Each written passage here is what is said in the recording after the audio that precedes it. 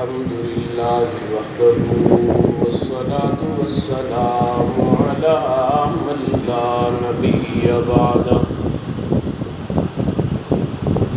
أما بعد فأعوذ بالله من الشيطان الرجيم بسم الله الرحمن الرحيم يا أيها الذين آمنوا توبوا إلى الله توبة نصوحا وقال النبي صلى الله عليه وسلم التائب حبيب الله صدق الله خالقنا العظيم وصدق رسوله النبي الكريم ونحن على ذلك لمن الشاهدين والشاكرين والحمد لله رب العالمين.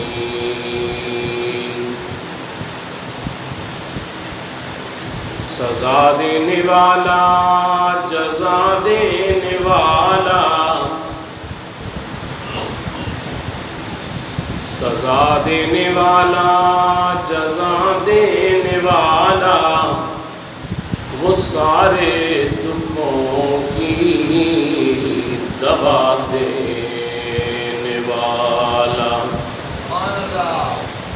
سزا دینے والا جزا دینے والا وہ سارے دکھوں کی دوا دینے والا.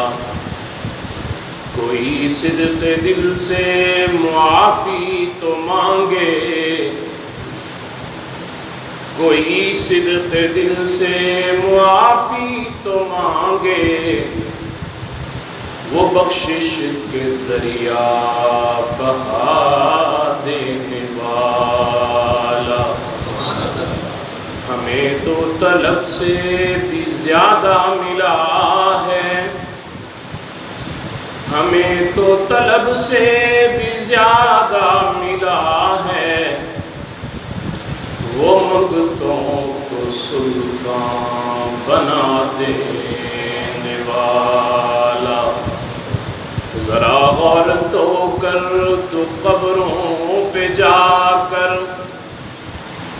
ذرا غور تو کر تو قبروں پہ جا کر ذرا غور تو کر تو قبروں پہ جا کر وہ مٹی میں ہیرے ملا دینے والا سزا دینے والا جزا دینے والا وہ سارے دکھوں کی دوا دینے والا. سب حضرات عقیدت اور محبت کے ساتھ نماز والے درود پاک پڑھیں. اللهم صل على محمد وعلى آل محمد كما صليت على إبراهيم وعلى آل إبراهيم إنك حميد مجيد. اللهم بارك على محمد وعلى آل محمد كما باركت على إبراهيم وعلى آل إبراهيم إنك حميد مجيد. اللهم بارك على محمد وعلى آل محمد كما باركت على إبراهيم وعلى آل إبراهيم إنك حميد مجيد. گرامی قدر سامعین، معزز حاضرین، بزرگوں اور دوستوں، رب العالمین نے کلام مقدس میں ارشاد فرمایا یا ایھا الذین آمنوا توبوا الی اللہ توبۃ نصوحا. اے ایمان والو، توبہ کرو اللہ سے پکی توبہ. اور ایک حدیث مبارکہ میں آقا نامدار فخر موجودات امام الانبیاء صلی اللہ علیہ وسلم ارشاد فرماتے ہیں کہ التائب حبیب اللہ.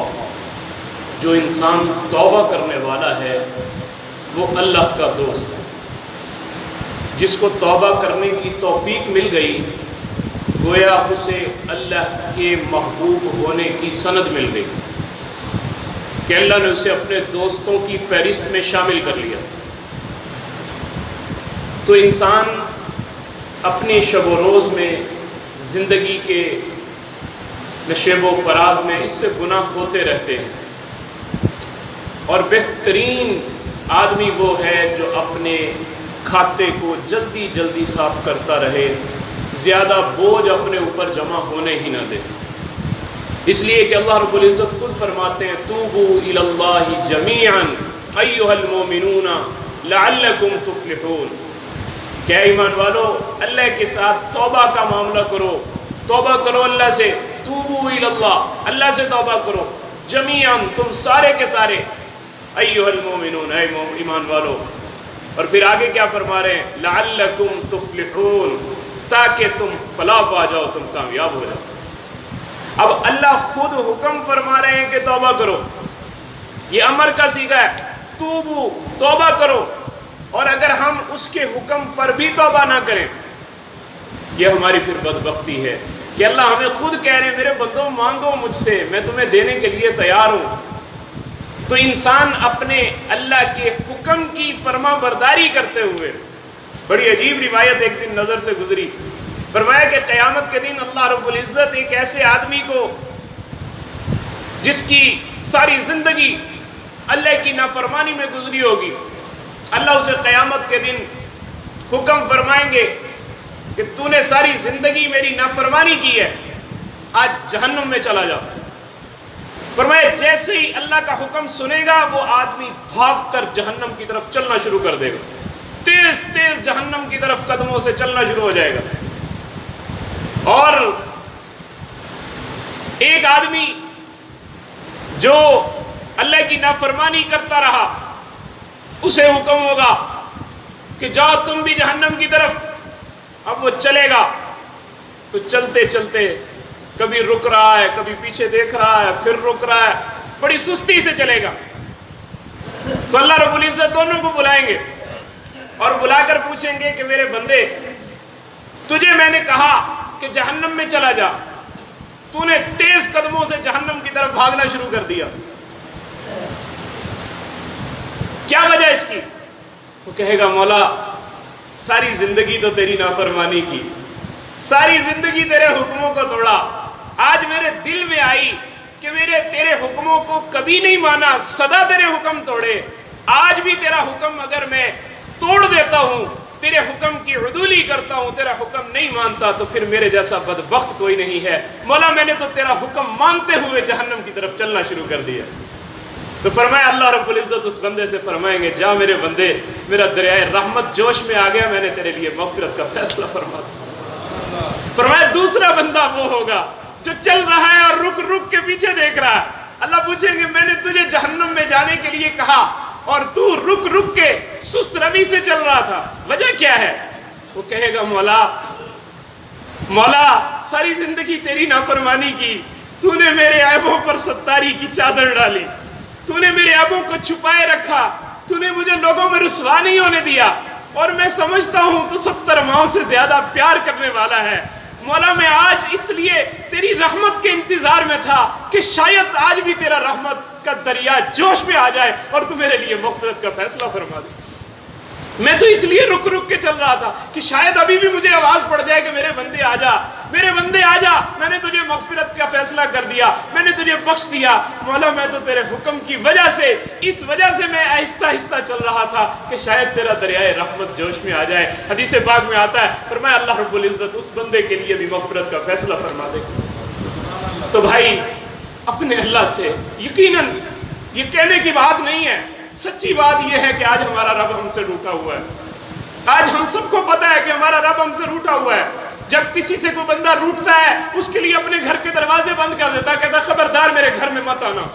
خبردار میرے گھر کے دروازے تک بھی آیا میری دہلیز تک نہیں آنا۔ آج رمضان المبارک کے مہینے کا آخری عشرہ چل رہا، جس کے لیے میرے حبیب صلی اللہ علیہ وسلم نے فرمایا تھا اولہ رحمت، اس کا پہلا عشرہ مغفرت کا عشرہ، رحمت کا عشرہ ہے، وَأَوْسَطُهُ مغفرۃ، اور درمیانی عشرہ اس کا مغفرت کا عشرہ ہے، وَآخِرُهُ عِتْقٌ مِّنَ النَّارِ، میرے حبیب نے فرمایا تھا کہ اس کا آخری عشرہ جہنم سے آزادی کا عشرہ ہے۔ تو آج جہنم سے آزادی کا عشرہ ہے، اور اس مہینے کے اندر ہم اپنے اللہ کو راضی کریں کہ مولا ہمیں اقرار ہے کہ ہم عادی مجرم ہیں، ہماری یقیناً ہماری کوتاہی ہے، ہماری نافرمانی ہے، جس کی وجہ سے یہ وبال ہمارے اوپر پڑا ہوا ہے کہ تیرے گھر کے دروازے ہمارے لیے بند ہو گئے، تیرے آزادی سے عبادت کرنے کی توفیق ہم سے سلب ہو گئی۔ ایک وقت تھا کہ ہمیں تو بلاتا تھا، ہم آتے نہیں تھے، آج ہم آنا چاہتے ہیں لیکن ہمارے پاؤں میں زنجیریں پڑی ہوئی ہیں کہ ہم آ نہیں سکتے، آج ہمارے راستے میں رکاوٹیں ہیں۔ تو اللہ رب العزت سے ہم دعا کریں کہ مولا ہم نے اپنی زندگی کے جتنے برس گنوا دیے ہیں تو ہمارے لیے معافی کا فیصلہ فرما دے، تو ہمارے لیے مغفرت کا فیصلہ فرما دے۔ حضرت حسن بصری رحمت اللہ علیہ کے پاس ایک آدمی آیا، آ کر کہنے لگا کہ حضرت، آ کر کہہ رہا ہے کہ حضرت قحط سالی کا شکار ہو گئے، بھوک افلاس کا عالم ہے، آج ہر بندہ پریشان ہے، کسی سے بھی پوچھ کے دیکھ لے، مالدار بھی پریشان ہے، غریب بھی پریشان ہے، سب پریشان ہے۔ تو کہا کہ حضرت قحط سالی کا سما ہے، بڑے عجیب بھوک پڑی ہوئی ہے۔ حضرت حسن بصری رحمت اللہ علیہ فرما رہے ہیں کہ بھائی جاؤ، جا کر استغفار کرو، استغفار سے اللہ تمہارا قحط دور فرما دے گا۔ ایک اور آدمی آیا، آ کر کہنے لگا حضرت میرے ہاں اولاد نہیں ہے، اولاد کی نعمت سے محروم ہو۔ حضرت فرمانے لگے جاؤ بھائی، جا کر استغفار کرو، اللہ استغفار کرنے سے تمہیں اولاد کی نعمت سے مالا مال فرما دے گا۔ ایک اور آدمی آ جاتا ہے اور آ کر کہتا ہے حضرت ہمارے باغ پھل نہیں دیتے، ہمارے باغوں کے اندر پھل نہیں آ رہا، ہم بڑے پریشان ہیں۔ تو حضرت فرمانے لگے جاؤ بھائی، جا کر استغفار کرو، اللہ استغفار کی برکت سے تمہارے پھلوں کو، تمہارے باغوں کو پھلاور بنا دیں گے، تمہارے باغ بھی پھل دینا شروع کر دیں گے۔ ایک آدمی جو ان تینوں مجالس کے اندر موجود تھا، اس نے کہا حضرت ایک آدمی نے مسئلہ کوئی بتایا، اس کو بھی استغفار بتا رہے ہیں، دوسرے نے کوئی بتایا، اس کو بھی استغفار، تیسرے کو بھی استغفار، چوتھے کو بھی استغفار، وجہ کیا ہے؟ فرمایا اللہ نے، میں اپنے پاس سے نہیں بتا رہا میرے بھائی، میرے اللہ نے اپنے قرآن میں فرمایا ہے وَقُلْتُ اسْتَغْفِرُوا رَبَّكُمْ إِنَّهُ كَانَ غَفَّارًا، کہ تم استغفار کرو، تمہارا رب تمہیں معاف کرنے والا ہے۔ وَقُلْتُ اسْتَغْفِرُوا رَبَّكُمْ إِنَّهُ كَانَ غَفَّارًا، اور پھر فرمایا يُرْسِلِ السَّمَاءَ عَلَيْكُمْ مِدْرَارًا وَيُمْدِدْكُمْ بِأَمْوَالٍ وَبَنِينَ وَيَجْعَلْ لَكُمْ جَنَّاتٍ وَيَجْعَلْ لَكُمْ أَنْهَارًا۔ ان ساری چیزوں کا حل اللہ نے قرآن میں بتایا ہے کہ ان سارے مسائل کا حل ایک ہی ہے، اور وہ استغفار ہے کہ اپنے اللہ سے اپنے گناہوں کی معافی مانگی جائے، اللہ تمہارا قحط بھی ختم کر دیں گے، اللہ تمہارے باغوں کو پھلاور بھی بنا دیں گے، اللہ تمہیں اولاد کی نعمت سے مالا مال کر دیں گے، اللہ تمہاری معاشی تنگی کو بھی ختم فرما دیں گے، اللہ تمہارے سارے مسائل کو حل فرما دیں گے۔ اور آج ہمارے ہاں یہ ساری چیزیں کیوں ہیں؟ اس لیے کہ ہم نے اپنے رب کو ناراض کر لیا اور اپنے رب سے ہم نے ناطہ توڑ لیا۔ ہمارا اللہ خود کہتا ہے وَمَنْ أَعْرَضَ عَنْ ذِكْرِي، جس نے میرے ذکر سے اعراض کیا، یاد رکھنا فَإِنَّ لَهُ مَعِيشَةً ضَنْكَا، فَإِنَّ لَهُ مَعِيشَةً ضَنْكَا، میں اس کی زندگی تنگ کر دوں گا، میں اس کی زندگی تنگ کر دوں گا۔ آج زندگی تنگ ہوئی ہے کہ نہیں ہوئی؟ صرف ایک دو بندوں کی نہیں، پورے عالم انسانیت کی زندگی تنگ ہو گئی۔ کیوں؟ ہم نے اپنے رب کو ناراض کر دیا۔ کوئی کہتا یہودیوں کی سازش ہے، کوئی کہتا فلاں کی سازش ہے، کوئی کہتا فلاں کی سازش ہے، فلاں نے ایسے کیا اس وجہ سے ہو گیا، فلاں نے وائرس چھوڑا اس وجہ سے ہو گیا۔ اور بھائی ہمارے گناہوں کا وائرس ہے، جس گناہوں کے وائرس کی وجہ سے آج ہم خود ہلاک ہو رہے ہیں، ہم خود برباد ہو رہے ہیں، ہم تباہ ہو رہے ہیں۔ ہم اپنے ان گناہوں کے وائرس کو ختم کریں، اور اس ختم کرنے کا ایک ہی حل ہے کہ ہم اپنے اللہ سے صلح کر لیں۔ دفعتاً سر پر جو آ پہنچی اجل، دفعتاً سر پر جو آ پہنچی اجل، پھر کہاں تو اور کہاں یہ دارالعمل۔ جب یہ ہمارے سر پہ موت آ گئی، پھر یہ دارالعمل سے ہمارا رابطہ کٹ جائے گا، پھر ہمارا یہاں سے کوئی رابطہ نہیں ہوگا۔ دفعتاً سر پر جو آ پہنچی اجل، پھر کہاں تو اور کہاں دارالعمل۔ جائے گا موقع توبہ کا ہاتھ سے نکل، جائے گا موقع توبہ کا ہاتھ سے نکل،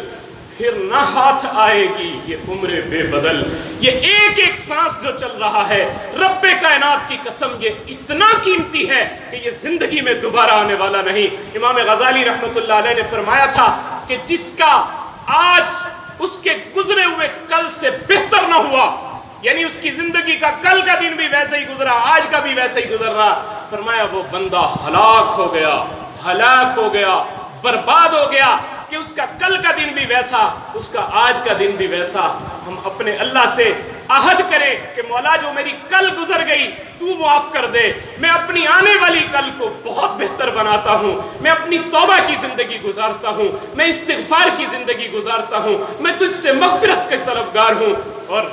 رمضان کے مہینے میں تو اللہ کا دریائے رحمت اتنا جوش میں آ جاتا ہے کہ اللہ رب العزت فرماتے کہ میرے بندے،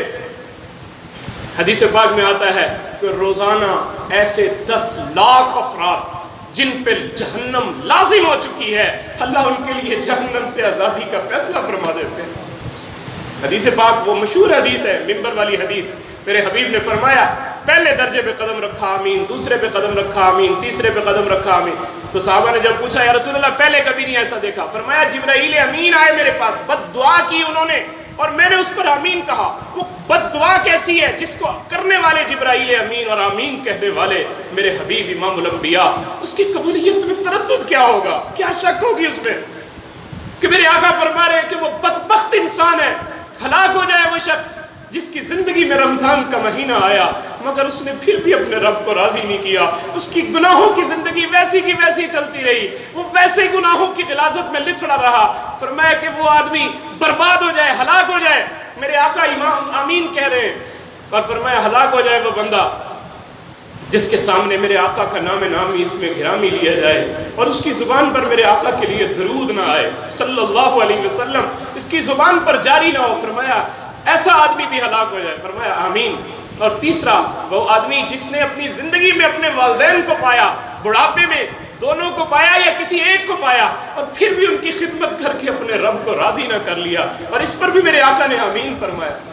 تو اس لیے بھائی یہ رمضان کا مہینہ بالکل آخری کنارے پہ پہنچ گیا، ہم اپنے اللہ کو راضی کریں، ہم اس گناہوں کی معافی مانگے۔ فرمایا 10 لاکھ لوگوں کو روزانہ اللہ جہنم سے آزادی نصیب فرما دے، اور پھر جب جمعرات کا دن اور جمعرات کی رات ہوتی ہے، بڑی برکت والی گھڑیاں ہوتی ہیں، فرمایا کہ اس دن اور رات کی ہر گھڑی میں اللہ 10 لاکھ لوگوں کو جہنم سے آزادی کا فیصلہ فرما دیتا ہے۔ 10 لاکھ لوگ ہر گھڑی میں آزاد ہو رہے ہوتے ہیں۔ اور پھر جب رمضان کا آخری دن ہوتا ہے، فرمایا جتنے لوگ پورے رمضان میں جہنم سے آزاد ہوئے، اللہ اتنے لوگوں کو پھر جہنم سے آزادی نصیب فرما دیتا ہے۔ تو بھائی یہ تو اللہ کی قسم، ہمارے لیے تو اللہ نے یہ بہانے بنائے ہوئے، رحمت حق بہانہ میں جویت، اللہ کی رحمت بندوں کو بخشنے کے بہانے ڈھونڈتی ہے۔ رہ کے دنیا میں بشر کو نہیں زیبا غفلت، رہ کے دنیا میں بشر کو نہیں زیبا غفلت، موت کا دھیان بھی لازم ہے کہ ہر آن رہے۔ جو بشر آتا ہے دنیا